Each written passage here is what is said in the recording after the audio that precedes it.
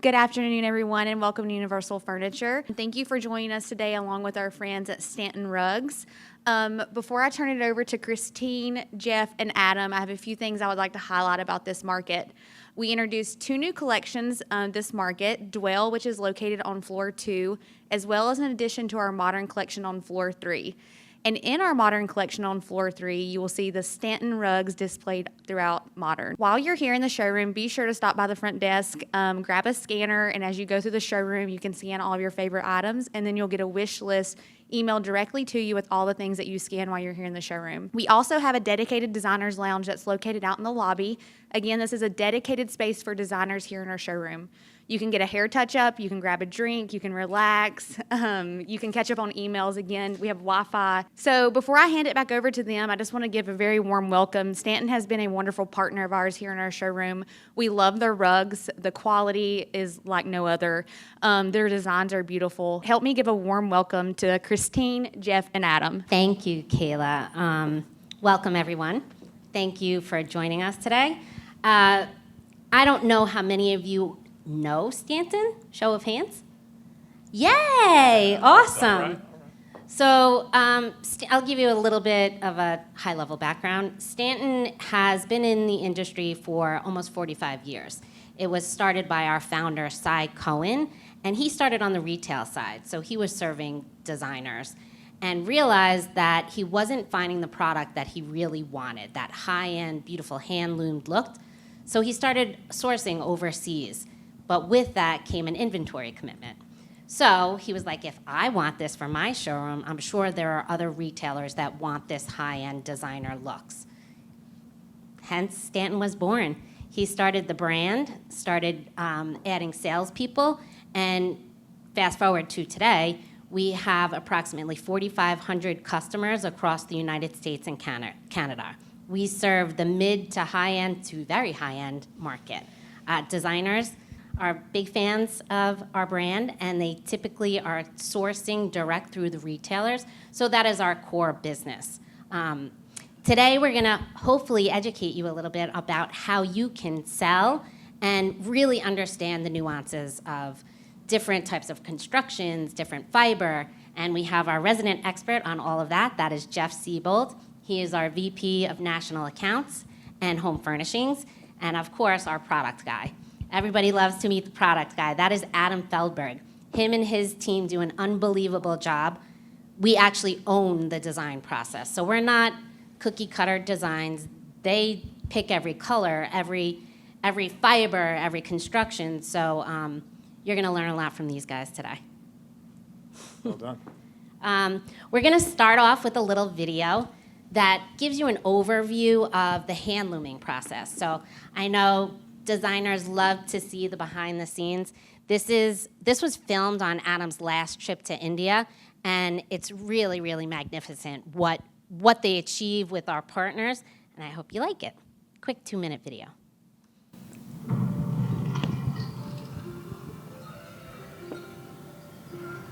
My name is Adam Feldberg, and I am the Senior Director of Product and Innovation at Stanton Carpet. The design process begins with selecting the finest materials and the highest quality fibers. Each step is carefully managed to ensure that the final product meets our rigorous standards of excellence. We find our inspiration for design and color through many different influences. Traveling across the globe, experiencing different cultures, helps round out our vision. We really do a deep dive into fashion, interiors, what are designers doing. Carpet is a foundational element in the home. It's an investment in design. Bring color into carpeting in a meaningful and smart way where people can live comfortably throughout their homes.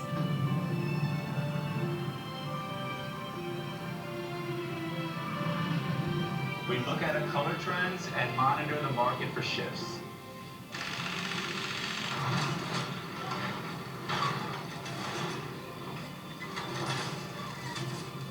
There are thousands of rug manufacturers all over the world, but to make rolls of carpet 15 foot wide and up to 100 feet long, partners need to be highly skilled and highly professional. The most diligent finishers, the highest level of quality control, and the most innovative innovative design and materials ensure our success. The process can range anywhere from 15 to 18 months from start to finish. Performance continues to drive the market, and we are focusing on integrating that into every category. Working in India is exciting. I mean, you can really do so many things. The world is really your oyster. Anything you can imagine, pretty much you can do. Now we're going to talk about some various construction types. So I'm going to turn it over to Geoff to take you through some of the types that we primarily use in our business. Thanks, Christine. So yeah, definitely, please, questions, comments. Usually the negative ones go to Adam, and I'll take anything that's positive. But what we want to do here today is really give you a better understanding about carpet construction, about some of the better end products and where they are suitable to be specified.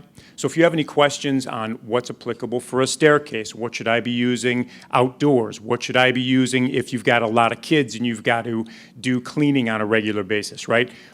I know all designers in here, by show of hands. Is that everybody for the most part? Okay, cool. So, I know that you're challenged with that on a regular basis. So really, this is totally meant to be interactive. If you have some questions, we want to add value to your knowledge base, right? So bear with us. If there's anything that you want clarification on, let us know. But we're going to buzz through real quick and just talk about the basic carpet constructions, right? And then we'll get into some of the development and some of the coloring and things that we do to elevate the style and the design ultimately so that they're the most usable for you. So the first one is machine tufted construction. We all familiar with that one? It's probably the most common. It's the quickest carpet manufacturing that you can do. Done by machine for the most part in large quantity. There's a primary backing that a barrage of needles tuft the first yarn through. There's a secondary backing applied with latex to lock in and hold those fibers in place, and then it's finished at the end of production. And that's a lot of the more commodity-based products that you'll find in a lot of the home centers and so forth. But we do some of that domestic production ourselves as well because we do want to hit price points. We do work with different fibers domestically to create those looks that people use every day, right? Not everything is a high-end elevated design scheme, so you need some of that foundational construction. That's what machine tufted construction really does at a price. And we can do that with polyester, with nylon, with wool, with any of the fibers for the most part. Okay? Any questions about machine tufting? Why is it easiest to install? Because it's not woven. So when you cut it, it stays in the backing of the carpet. So you've got that latex that locked in and is holding all those fibers. So when you cut through it, you may get a little bit that falls out just by virtue of where that line was cut. But from there, it's pretty stable in the backing of the carpet, and it stretches because it's on an action back, which is that secondary backing. Great question, by the way. I should have probably touched on that. But when you stretch it in, you can get, in some cases, 1.5 to 2 inches in the length and a little bit in the width. So installers love it because they're like, you get a really nice, tight install, no, buckling or anything like that. So it just makes for an easier install. And seaming's easier as well. You're welcome. Woven wire Wilton. Maybe I should follow my bullet points, then I wouldn't leave anything out. This is the oldest method of carpet manufacturing. This actually originated in Wilton, England. So you have this great kind of story on where it all began. I'm sure you've all kind of seen these products out in the marketplace. People refer to them as petty point. They refer to them as loop pile construction. But this is machine made, so it's 13 feet 2 inches wide. It is, you can see the diagram here. It's a little hard to follow, I understand, but basically what it is it's feeding yarn into the back of a loom, and then that yarn is wrapped over a series of rods or wires that run across the width of the loom. And if you're looking for a loop pile construction, the rod gets extracted, leaving the loop in place that it created. And if you wanted to do a cut and loop construction, there's a razor at the end of some of the wires, and as you pull it out, it cuts the loop it created to give you a texture, right? So you've got that option. They are very hardy and dense constructions. They're great for stairs when you've got low profile with a little bit of loft. You don't want a ton. We'll talk a little bit more about that later on stairs. But it's definitely a great stair carpet. We do a ton of wire Wiltons, as I'm sure many of you have already. And it just is a very, very traditional kind of finish, right? We've done a lot with styling and designing, and you'll see some of those today in what we call our Hollywood collection that Adam developed, and he'll brag about these a little bit more later. But this is an example of a wire Wilton that we did in some more updated colors, a little bit more updated design. That's a tremendous construction. And again, this is one that's not so easy to install because it is truly woven. Once you cut through it, you release those yarns, right? They're held together kind of with just a kiss of latex, but you can see on the back of this that you see those little slubs of yarn. That's the warp and the weft yarns that you can see in the backing. And there's nowhere to hide when you're making seams like this. Is there no latex in that? There's just a kiss of latex over the top of it. But once it is cut, you really have to use a seam sealer to butter that edge, let that dry so that it locks those yarns in, and then you can seam it together. If you don't use a seam sealer on it, that will zipper the entire length of the carpet. I've seen it happen. So is there another type of Wilton weave? There is. Okay. Yes. Because I just want to make sure that you mentioned you can use these on stairs often. Yes. Carpet retailers say don't use a Wilton on stairs. It depends, the weight of the Wilton, number one. Obviously also with the inhabitants of the home, right? Is it an empty nester, if they've got kids, or if they've got a pet? Exactly, because pets will snag these. And if you do pull a loop and it just comes up above the surface of the pile, you can do what they call a reburl, which is actually to tuck that yarn back into the foundation of the carpet, add a little latex, it locks it in, and you're back in business. But if you've got a big dog or you've got, a lot of traffic up and down, sometimes you can cause some problems in cats as well. Yeah. But there is another construction we're going to talk about, which is face-to-face. And Geoff, Yeah. I think also, the fiber and the content that you use. This, our wire Wiltons are primarily wool. So 80% wool, 20% nylon these are. So two very, very durable yarn types where there's other synthetics like polypropylene, which doesn't wear as well, but it's more value. Get better price point and a little bit more luster. Right. And you may also be dealing with, I'm not sure who's giving you that advice too, but they're difficult to install, right? Especially when you're on stairs, there's not a lot of pile. There's not a lot of places to hide the pins from the tackless, right? So a lot of people will use commercial tack strip that has lower pins, but 2 rows, right? So you can tuck it in. It's definitely an art form to put a wire Wilton on the stairs for sure. This is an example of another Wilton construction. This is a face-to-face Wilton, okay? And this is actually a fully incorporated yarn system. So when you're doing a wire Wilton, for example, when I showed you that backing, you see these colors. Every color that you see in this is called a frame, right? So we deal with usually 2, 3, 4 frames. You can go up to, what is it, Adam, 5 frames in Wilton? 5 frames. Right? So you can have 5 different colors. The cool thing about the construction is, and people refer to it as the inherent value of a wire Wilton, is that all the yarn colors that you see are embedded in the foundation of the carpet. And it's only pulled to the surface when it's dictated by the jacquard that is dictating the design. So you actually have the benefit of all the weight of the yarn, but it's not all in the face, okay? Face-to-face Wiltons, you get every bit of yarn that goes into that production because it is, as you can see, a continuous row of yarn that goes through, and it's actually manufactured like a sandwich. So at the end of production, it splits with a huge blade at the end, and it's set off into finishing. So that's all cut pile construction, okay? This is one that's really good. To Adam's point, it looks lovely on stairs for a time because it usually is polypropylene. It's meant to be a look at a price, and you 5, 6, 7 years down the road are ready to replace it. Because once those yarns start to turn over, lay on their sides, it looks very light, it looks washed out. That's just the nature of the yarn system. But that's another, now we do face-to-face Wilton in wool. which is fabulous. So you can do it in a lot of different fiber types.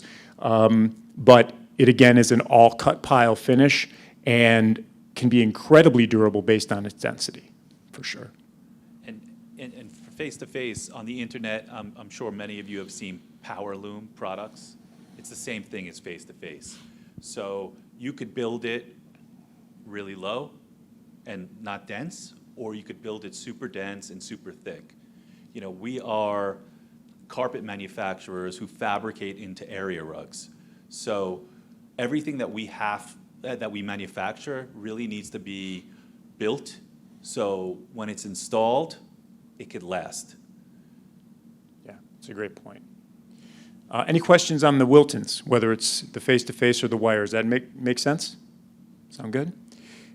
Machine flat weave. This is actually a really cool construction. We do it in a lot of our indoor-outdoor machine-made products are flat woven. And you basically have two sets of yarns for any sort of weaving, right? You've got a warp yarn that runs the length of the goods, and then the weft yarn that runs from right to weft. Did you get that one on film? That's going to be a winner. But the cool thing is that there's no backing, right? This is the foundation of the carpet is the warp and the weft yarn. So we use a lot of those for our indoor-outdoor polypropylene. We use them for our natural sisal and some of our jute machine-made products that we do as flat woven. So it really is an incredibly durable construction, very low, very tight, especially for our indoor-outdoor products that we do in polypropylene. We do a ton of those on stairs as well as under kitchen tables, off garages and in kitchens because they're super cleanable, very low profile, and you can literally hose them off if you're using them outside and they're dirty. Now, I will say that when we talk about seaming, these are the most difficult products to seam, right? And when I was training, I've been doing it for years across the country, and I deal with a lot of the showrooms and the designers and everybody, and I just say, look, when you have a product that's 13 feet 2 inches wide, or even if you have one of our flat woven hand-loomed pieces like this, thank you,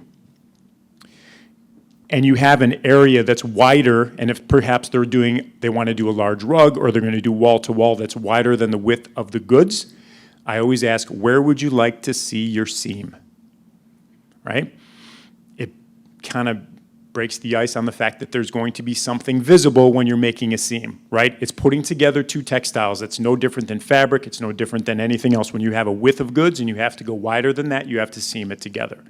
So it is the most obvious, especially because there's nowhere to hide the seam. There's no pile. There's nothing that can fold over the top of it. So just to keep that in mind when you're dealing with flat woven products.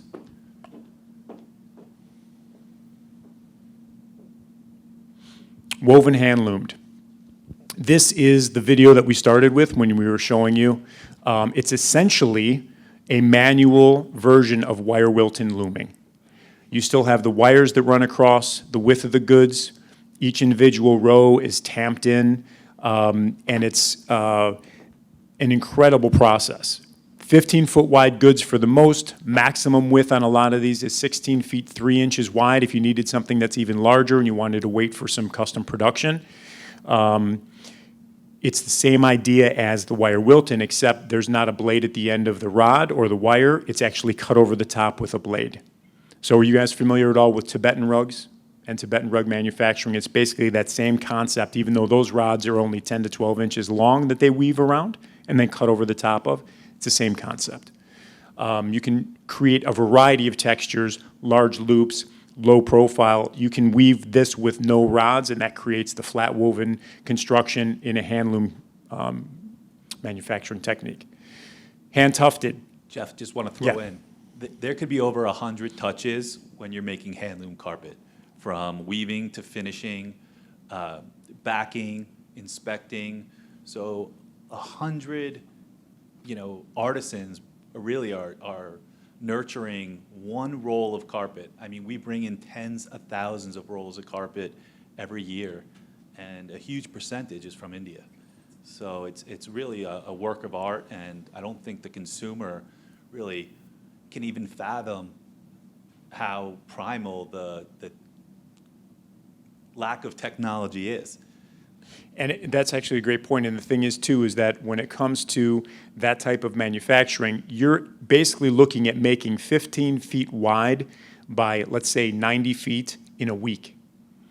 So On one of those machines? it is. It's on one of those looms. And there's different variations of looms depending on what kind of construction or what kind of finish you want to have on the surface.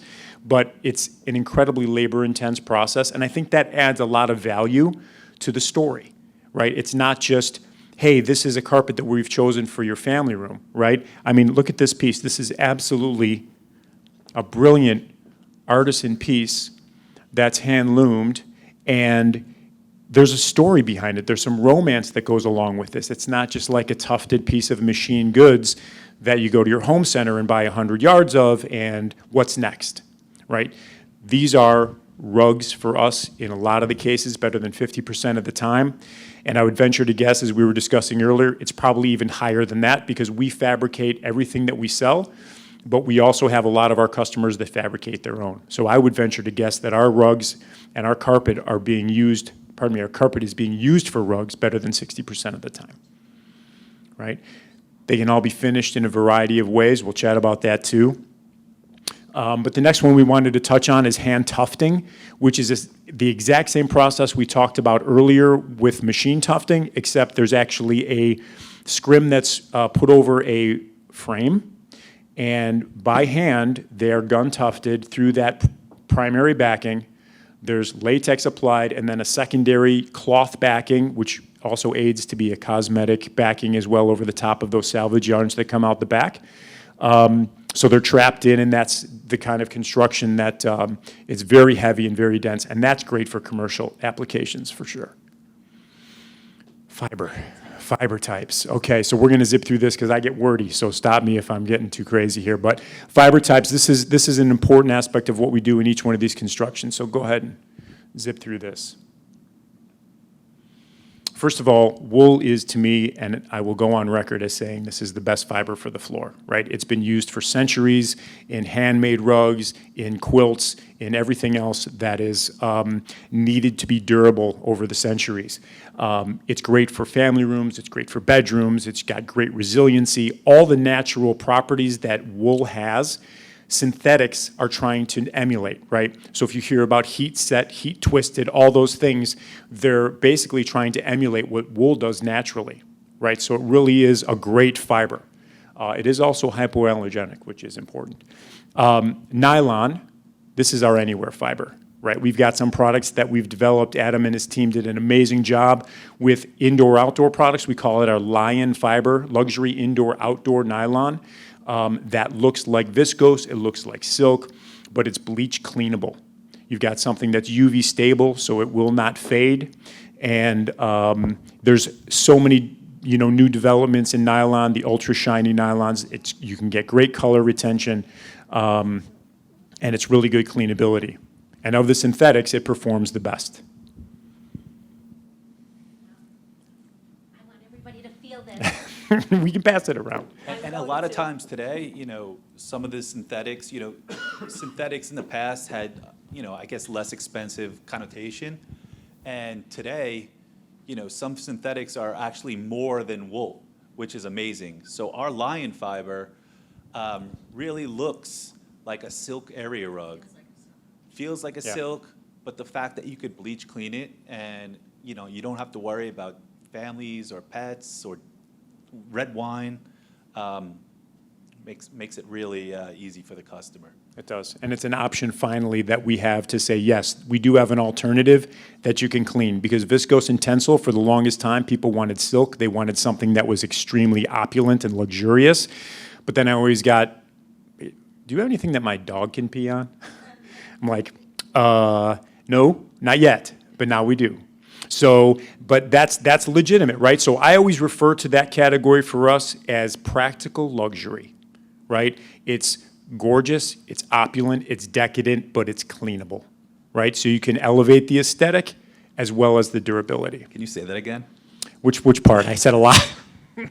I said a lot. For all nylon or just this one? Just the Lion Fiber for us. Yeah, that's actually an exclusive yarn for us, right, Adam? Yeah, so we developed that yarn actually in Europe, and it was we imported into India. And, you know, we built this yarn based on the specs that we know our consumers and our designers and our showrooms need for the American marketplace. And, you know, nylon is the most trusted fiber in the carpet business. It's the strongest. It gives you that luster, you know, but a lot of the nylon is not UV treated. It's not fully bleach cleanable, right? Because you have solution dyed yarn and you have hank dyed yarn. Solution dyed is, Geoff, if you want to. You probably all have heard Yeah, the carrot and the radish carrot and the story, onion. right? So solution dyed is where the color goes all the way through the fiber, right? That's your carrot.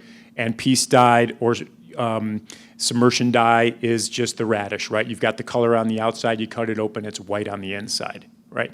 So we had, we offer both. We've got a collection called the Nexus series, which is one of our nylons. That's a type 6.6. There's a whole debate between type 6 and type 6.6. We're not going into that today, I promise you. But the idea behind 6.6 is that there's actually more dye sites for the fiber to attract and actually hold color.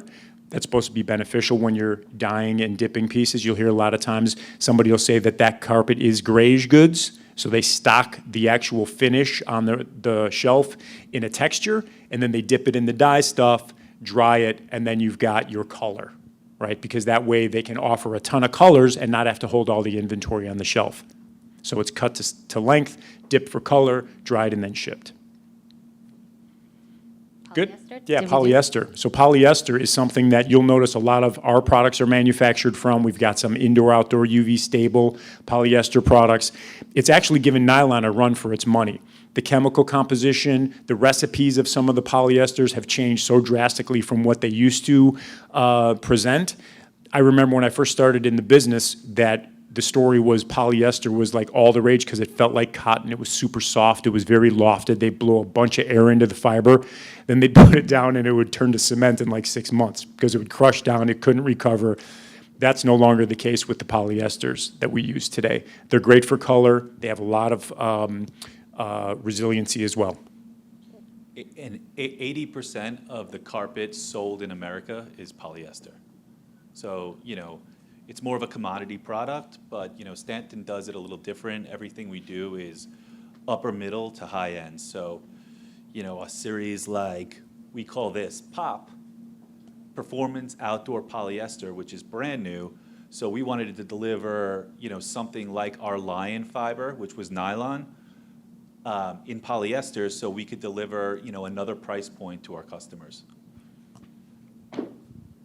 Polypropylene, this is one that you're going to find a lot of our indoor-outdoor products manufactured on. There's a lot of product in the marketplace that you'll find that's flat woven, usually polypropylene.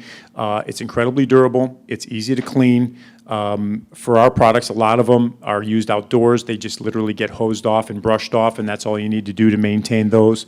Anti-static, antimicrobial, and solution dyed. So again, you could spill bleach on it, and it's not going to leave a stain on the rug. Viscose, the V word, right? Everybody's scared to death of viscose with good reason. It's beautiful. It's probably the closest thing that you'll ever find to silk, but it is water and moisture averse, right? Anytime it gets wet, it's a hollow core fiber, so it collapses, and it can't recover after it collapses, so it actually changes the character of the yarn the moment it gets wet, and once it dries, it feels crunchy. It feels like it's got a completely different texture, which it does. And if it's left to air dry, it ambers out and actually dries with a golden hue. And there's so many people that have been burned by that. Designers I hear all the time when I would travel, they'd be like, don't even take anything out of the bag that has viscose in it. So I said, okay, how about Tencel?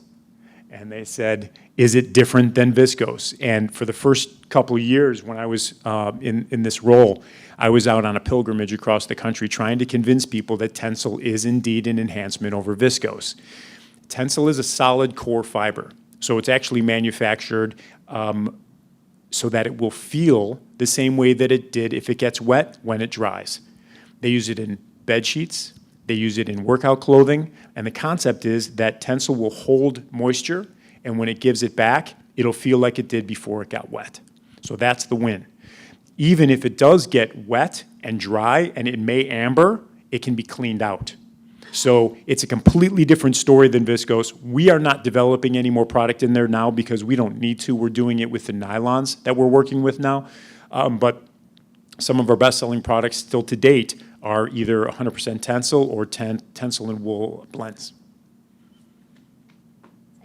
Sisal, natural fiber harvested from agave.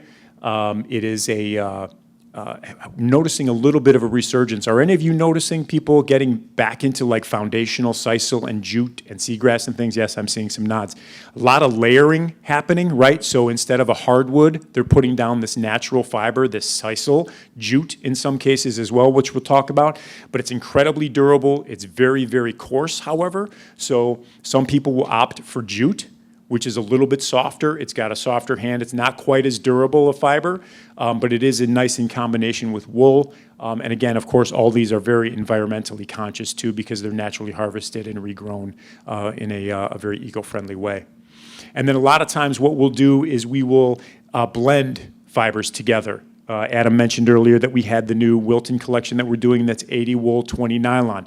Sometimes that blend is done to create a little bit more strength and durability in a fiber. Sometimes it just brightens the face. I remember talking with Adam as he was developing some things, and I said, why can't we just do that in all wool? And he's like, it just looks flat if we don't throw in that 20% of either polyester or using nylon. It brightens it up. It makes it a little bit happier, is the way I like to refer to it. And one last comment on that real quick is that there are two different types of kind of combinations when you're using fibers. You can either have accents, which is usually just divided. You've got a polyester loop, and then you've got a wool cut pile. So you've highlighted or you've accented your wool pile with a, wool nylon, just like this. Okay, so it's not technically blended, but when we blend, we use what we call an intimate blend, which is where we take whatever the percentages are going to be, 55% wool, 45% nylon. We tumble those raw fibers together, spin it, and then we weave the product. So you've actually got that integrated yarn system and fibers. And in a lot of cases, we had one of our best-selling products for years and years was a wool and viscose blend. And the wool benefited from the sheen and the soft hand of the viscose, but the viscose benefited from the performance characteristics of the wool. So that was one of the reasons we had done that. And then just real quick, if you would need a snapshot of a durability scale, this is kind of how it pans out, right? When you start with wool, nylon, through sisal, Tencel, it's like your durability and cleanability scale, right? And this is just a little bit for context, just so you can see where these fibers fall. And there it is. All you need to know about fiber That's and it. construction. Mic drop. Any questions? How are you guys batting or changing the narrative, maybe the people in the flooring industry or who have been selling flooring for a long time that have that mindset that like nylon is superior to polyester or PET? That's actually a great question for a couple of reasons because it's not even just polyester, PET, it's also wool. I think, Stainmaster, right, which forever and a day was the branded fiber name, right? Because it wasn't even, it was branded nylon, so but people thought it was all nylon, right? All nylon is Stainmaster. So for the longest time, the Wool Bureau, they created Wools of New Zealand, right? Which was basically their branded attempt at saying, this is just as good and here is why. What I would say is, you should always kind of evaluate the fiber that you're using based on the application, right? And then just have the information ready for you that is going to support why you've specified something in a particular area. You mentioned PET. There are, we use some of our polyesters that we use are from recycled materials, water bottles and things, very environmentally conscious, granted, right? But I think that there isn't going to be some national campaign that's going to change people's minds, right? And it's a brilliant question because I think that we need to be really good at informing people about what these fibers actually are capable of, right? And I think we need to return to, hey, let's not forget that these antique rugs that are 250 years old are wool. They're still holding their color, they're still together, they're still performing. How many times have we said or heard a story where we said, well, my grandparents still have a wool piece that's orange and they haven't replaced it because it doesn't need to be replaced? That's just, those kind of testimonials are the things that carry the day when it comes to specification, right? So my advice would be just to be like, where are we using this? What is your end goal, right? Do you feel like you want to make more of an environmental contribution? Then maybe you can give up a little bit of the durability for the PET fiber that suits your need in terms of being more environmentally conscious, right? If you've got kids and you're like, there's going to be spills every single day, right? Okay, so we can go with a wool, we can go with a polyester or nylon, but here's going to be the pros and the cons, right? And that's why I think, with all humility, I'm so glad each of you came to join us today, because I think it is so important that you understand the differences between these fibers, because they are legitimate conversation points when you're specifying something. Does that help? Okay. All right, you're welcome. Great question. Thank you. Adam. So I'm just going to show off some of our beautiful running line styles that we have in stock. This is a style called Maxwell. It's 100% New Zealand wool. So New Zealand wool is known as the finest quality wool you could buy. It's the brightest, one of the most strongest, and the most expensive. But the hand is less coarse, and it really gives you this vibrant color. So this is 100% New Zealand wool, and after the presentation, if you want to comp this to, a standard, beautiful blended wool, you could do so. And what we're showcasing here is our made-to-order sized rugs. So really what we do all day, every day, is fabricate from broadloom. So for designers, if you're specifying, you really need to understand the width of the roll. So these are your bigger goods, primarily 15 inches wide. So all day. 15 feet. 15 inches, yeah. Yeah. 15 feet wide. So you can custom fabricate, 15 to 20. And as people are in open living spaces, we see the need for larger rugs all the time. So these are some visuals to give you a sense of our rug fabrication, which is a big part of what we do. Right, and that's a great point, Christine. There's a lot of rug manufacturers out there who sell standard sizes, 6x9, 8x10, 9x12, 10x14. But the fact that we can, fabricate and build this rug to the inch and it actually fits your room is something that is a growing category. And 80% of our sales are over 80 square feet, so over an 8x10. And if I may, real quick, too, I think that's your value add, right, to your customer, because they can get online and they can go shop at this, that, or the other and say, well, there's an 8x10, there's a 9x12, I'll make it fit. Your value add is, that's too big for your space. Why don't we consider a round rug here instead of using a 6x9? That, to me, is what I think people are looking to a designer for, is like, make my space feel appropriate. Make sure that everything has scale and everything is kind of symbiotic in the layout. And I think a lot of the end users don't even know that you can do custom size pieces. They're in their mind thinking, well, this is what I saw online. It's either a 6x9 up through a 10x14, and those all have their place. But I think, putting the light bulb on a little bit will be helpful to them. So this is Maxwell again. I didn't realize it was in that. Ticking Stripe is one of our Instagram favorites. This is, again, 100% New Zealand wool. It's a really durable woolen flat weave, great for staircases, hallway runners, and comes in 8 different colors. And marketing plug, if you're not currently following us on Instagram or Facebook, please do. This is a style called Boston Bay. This is 100% PET. So it gives you a woolen look that is UV stabilized, which is a growing category for us. We know how important performance is, right? Whether it's indoor performance, luxury performance, outdoor performance. The fact that you can bleach clean it, solution dyed, and good for kids, families, pets, active lifestyles, is great.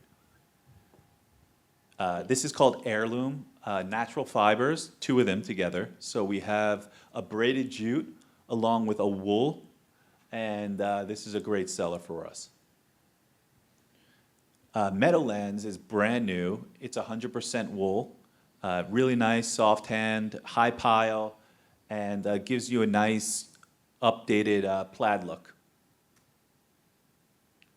Orzola, it is a braided woolen flat weave, really nice coastal homes, some great neutrals, some great blues. I'm going to breeze through these pretty quick because we're coming up on the end, and I want to make sure we show you the new stuff. Okay, Tazo. There's Tazo. All right, keep going. So we talked about Lion, right? Luxury indoor outdoor nylon. We are the only ones in the marketplace that do have this fiber. Most nylon that you do see that might look similar could be solution dyed, but the fact that it's UV stabilized is a very, very hard process.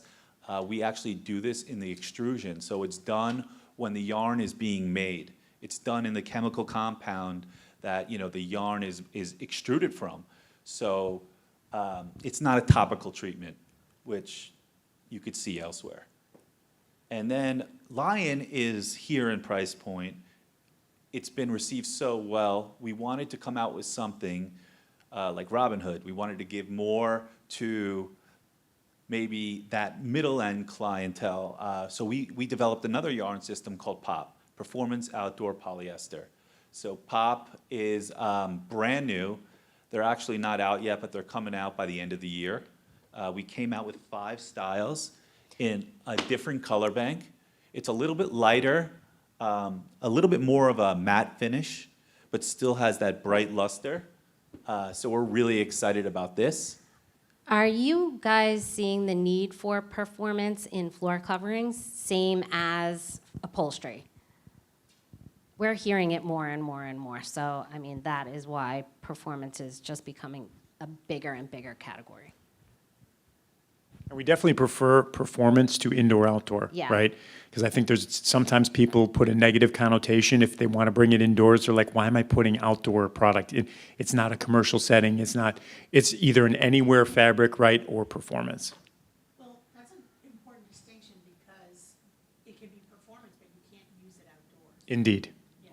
exactly. Same with fabric. So that's something that has to be clarified when Yes. they think they've got something that's performance. Great point. Right. I mean, as a wool background, wool is a performance product. Wool performs just as good as your solution dyed nylons, but it's a natural fiber. You can't get it wet. You could clean stains, but wool is awesome. Fabrication options. We briefed on this already, but the other day we got a call, Adam, I can't believe somebody's making an area rug this long. It was 4 feet by 90 feet. I don't know where it was going, but we could make an area rug and ship it within 3 to 5 business days, custom size with to the inch, with 3 different options in-house, all done in our distribution center, which is almost 500,000 square feet in Calhoun, Georgia. We have a machine serge finish, which is this top one over here, machine serging, standard. Most of our sales come from machine serging. It's a great way to finish an area rug. We have modern edge serging, which is a technology that we invented, which is it's the same thing as machine serging. It's just a tighter, more low-profile finish. Great for flat weaves because you might not want that bulk on a flat woven rug. And what we just brought in-house about a year ago was hand serging. So these rugs that that are made in India, have that beautiful hand serging finish. Now we do that in Georgia. So we have a whole team out there that's hand serging every day, a super tedious process, which takes about 2 weeks to make an area rug. You're looking at roughly an hour to do 3 feet of hand serging. So it's really labor intense. It's a very difficult process to do right. But to be able to offer that indoors, especially with all of the, in-house with all of the handloom products that we have, to finish them with hand serging is how you finish a handmade rug. It really gives it that appeal. When you're looking through the modern showroom, all of the rugs in every vignette is hand serged. Is it the same fiber that you would machine serge with? Yes. What we try to do, and that's one of the advantages that we have, and a lot of our customers use us because we have yarn from the manufacturer that matches exactly, right? Now, we do have some cases where somebody wants to match a color that's in the field that we may have to grab a cotton or something that's similar. But for the most part, yeah, it's all actually from the fiber from the production. Can you customize to the extent you pick a color that's not in the rug? Yes. You just have to identify that, and there's a variety of ways to do that in the notes section or directly through our customer service. We have 3 backing options. So all of our carpet and rugs come backed. But if you want an attached padding, we offer 3 options. And we actually fabricate, when they're making the area rug, the padding onto the rug. So no moving of the pad, no buckling, bunching. This is literally sewn onto the rug. All you have to do is unroll it, and it's livable. And that's a huge, I'm sorry, go ahead, please. Is there a disadvantage to doing the attached backing? I don't It's see only one. an advantage. No. Yeah. It gives you more cushion. You have to buy a rug pad, and usually it has to fit the rug. They have to cut it perfectly. It bunches up. Stabilization, too. I mean, and for outdoor, we have an outdoor. There's Correct. nothing. Zero shift. There's no walking. And that was the thing I was going to mention too. When you have a low-profile product like this, and you put a pad underneath it, like let's say it's a 3/8 inch synthetic hair pad, you can see that from the side as you walk towards the rug. And if you try to cut it smaller so that it's hidden, then you see the edge. This way, you just roll it out. And to Adam's point, they use an all-natural latex. They apply it to the back of the carpet that's cut to size for the rug, and then they serge the backing to the rug, right? So it's actually an integrated part of the rug. It's not just laying underneath. What about in terms of cost? Is it equal to if you had to buy the pad or more? It's an upcharge, but it's also a premium, Okay. right. Oh, it's huge. We do All right. too. We're getting the 3-minute warning. I guess, do we want to go through? Yeah, let's go through. These are some of our newest introductions that we are releasing over the next couple of months. A lot of requests for color, bright color. Everyone's done the neutrals for so long. We've seen the grays, and now we see the warmer tones like your beiges and your taupes and your browns coming in, more saturated colors. But a lot of requests for multi. So we have a whole new collection called the Hollywood Series, 5 styles in these beautiful multi-tones. Notice the names. It's all the leading female ladies, Dorothy, Jacqueline, Audrey, Bridget. But these are really special. Marilyn. We have some of them, actually. This is one. So these will soon be arriving to your local showroom in December. And this year we have brands. So each brand, we basically gave each brand a collection this year. And based on the inspiration of the brand, you could see the color tones based on the collection. So this was Fields of Beauty, very natural, walking through the prairie, but still having color. And this is a Prairie Path, Wisteria Cottage, and this is your Mediterranean Oasis, Affinity Escapade. Barcelona Bliss, which is a really beautiful quality. This technique is never done before. We actually converted an upholstery machine to make wall-to-wall carpet. So these are things that we're working on behind the scenes that, we're not just buying off the shelf. A lot of these manufacturers are buying off the shelf. We are innovating. We are building yarn systems. We are knowing what our customers want, and we're delivering that to them. So that's a big part of our story. The Chalet collection, go mountainside with this beautiful, big New Zealand wool plaid, Those warm, beautiful, rich, warm, saturated yeah. colors, taupes and tans and camels. Bara. And in these collections, there's a lot of synergy, right? Which is kind of why it was just a wonderful job by product development and marketing to create these stories, because it enables you as the designer to stay within a color palette or a range of coordinating colors in different textures and different patterns, right? So it kind of makes your life a little bit easier when you're able to stay within a realm of color that your end user's interested in and you want to provide to them, but change it up with more exciting patterns and textures. Any questions? Yes.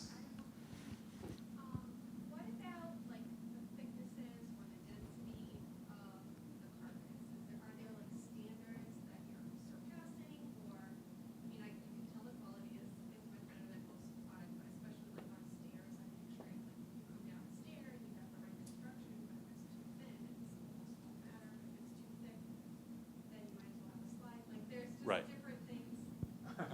Yeah, Can you repeat the question for those of us? Sorry about that. Yes. Yeah, so No, it's a great question. great question. Thickness is a product, and does it matter?